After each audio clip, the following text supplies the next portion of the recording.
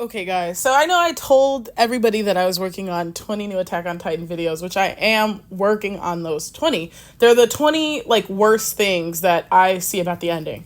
And I am working on those. I would have posted one today, but I got distracted because Netflix made a movie based on the book Uglies.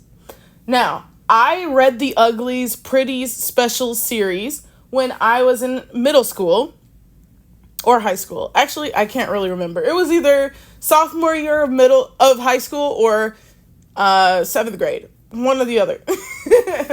Anyway, I read those books and I really, really enjoyed them. Like most girls, I had a book reading phase. I read Hunger Games, Catching Fire, Mockingjay, all of that. I read Ugly's Pretty Specials.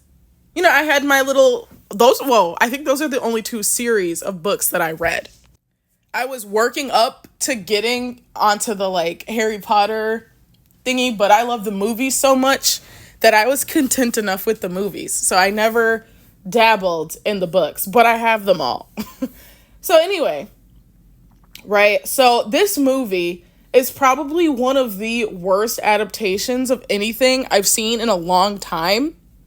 And I don't mean that to slander anybody. I think Joey King is great as Tally. I think all the actors were good. I think all the acting was good. What isn't good is the pacing of this movie. And if the pacing isn't right, then everything falls apart. The biggest issue I have with this movie is the pacing. The second issue I have with this movie is the score and the soundtrack. It is awful. It is awful. Like, if we're going through a tense character moment, why am I listening to pop in the background? It's almost like they didn't really know what music to use.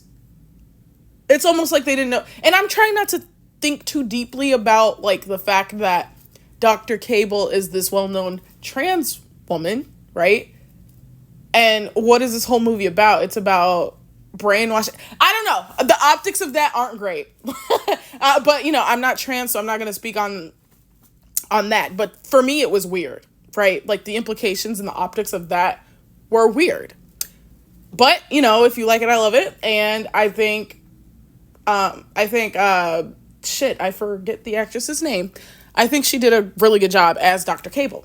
I follow her and everything. I don't know why my brain is blanking. I'm just trying to get this out quickly, guys. So that's why I'm not, like, really tending to this. I have plans tonight. Anyway, so Uglies, Pretties, and Specials, those were that was like the best trifecta of books like I've read in a long time, right? And I think that was the last series of book I read.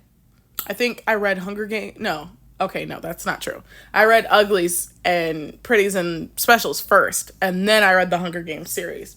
But I do think Uglies had like a very special space in my heart because it was super good. And it was like, you know, imagine if this was how the real world actually operated. And then we see that now today, in today's time, procedures, BBLs, lip filler, all of this hyaluronic filler, all of this stuff is kind of the new normal, right?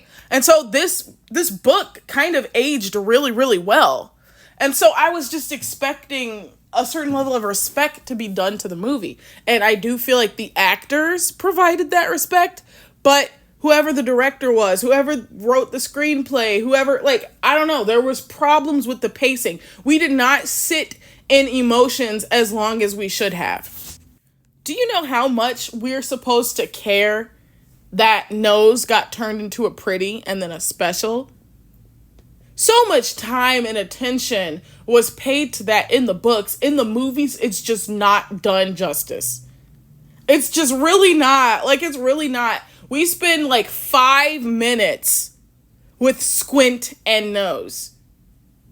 And it's not that intimate. I'm so sorry. It's not that intimate. We have the little cut. Oh, we both have cuts. Like, you know, you got it on accident. I got it on purpose. That's cute. Whatever. At the end, it wraps up well with that. But we did not spend enough time in the relationship of Tally and Nose. I forgot his real name, but we didn't spend enough time in that to care when it came to the ending. I didn't give a crap when he died. When he fell, I was like, okay. And whereas in the book, I don't even think he dies at that point in the book, but I don't really remember that well. All I'm saying is I remember feeling a lot of different things in the book that I did not feel in this movie at all. And of course you could say, well, the book definitely has more time to establish this, and that. Okay, that's why through the score, through the pacing, you're supposed to kind of replicate those feelings. And it just was not done justice. It was not done. The actors and the actresses did their best with what they got, with what they had, which was a really good job. Like the acting, I believed it. I felt it. The scenes with the hoverboards and stuff, those were cool. Like, I remember reading about the rapids and stuff, and that's literally kind of how I pictured it in my brain. Like, so they did a good job with that. But overall, I just feel like it was not enough attention paid to character relationships, and that's what gets people to care about your story. So this was your typical run-of-the-mill, the main character girl is a ward of the government sent to infiltrate this thing. She falls in love with that thing. She ends up betraying them on accident. It's your typical story like that. Only this is the worst I've ever seen it done in a movie. Right? Somebody watching this without the context of the book, you know, if they're watching it very superficially, right? Like they're folding clothes or something, doing something else while they're watching it, then fine, sure, whatever, who cares? But someone comparing it to the book or just watching, like actually invested in it, who cares about what happened in those? Like, I did not sit in that friendship long enough or deep enough to care. Dr. Cable was menacing. I will say that they did Shay pretty well. Shay is the only character I kind of really like believed in this movie. Like, I believed, I was in it with her. I cared about her arc, the way the movie, you know, did her character arc and stuff. I believe that, and I felt something when she was turned pretty. I really did. And since all of them, everybody in this cast are good actors, I have to attribute that to the script, to the time, like, management in this film. It's not allocated well. It's really not. And, like, I understand we have to establish the world. Then we have to establish this, you know, the smoke. And then we also, on top of that, have to handle these character relationships. It just feels like the Nose relationship really fell flat. The Shay relationship was done well. The David relationship, oh my God. Talk about what? Love at first sight? I'm sorry, I did not buy it. I did not buy it. When he kissed her, I was like, what? I did not buy it. And the way that the pacing looks, it looks like she's been there for a day or two, max.